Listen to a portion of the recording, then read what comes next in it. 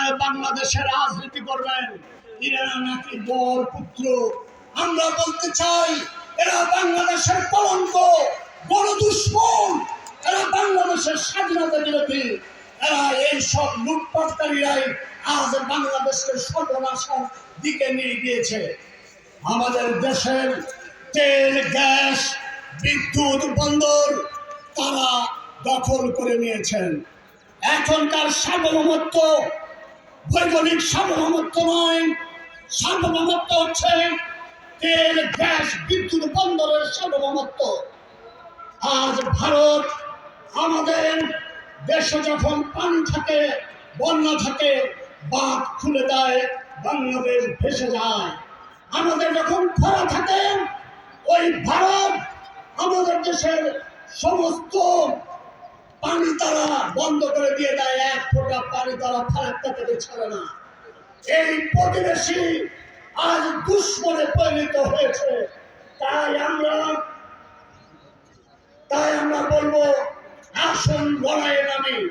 যারা আশপাশে আছেন অনুরোধ করবো, বাইরে ঘুরবেন না, চেয়ারে বসে পড়ুন।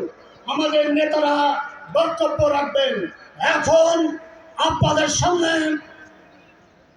সমাবেশ পূর্ব আমাদের সাংস্কৃতিক অনুষ্ঠান পরিবেশন করবেন বাংলাদেশ অতিথি শিল্পী গোষ্ঠী।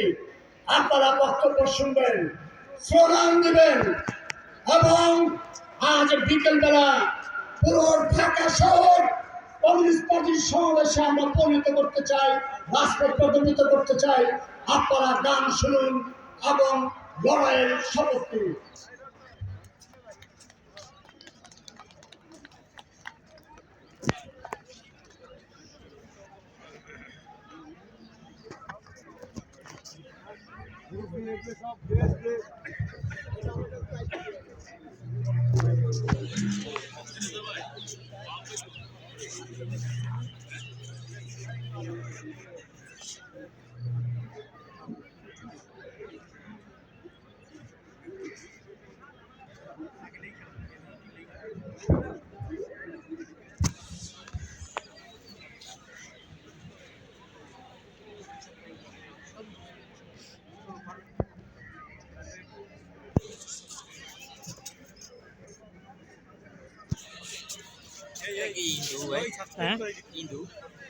বুঝলাম না,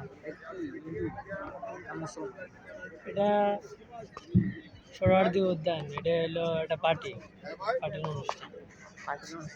জি জি।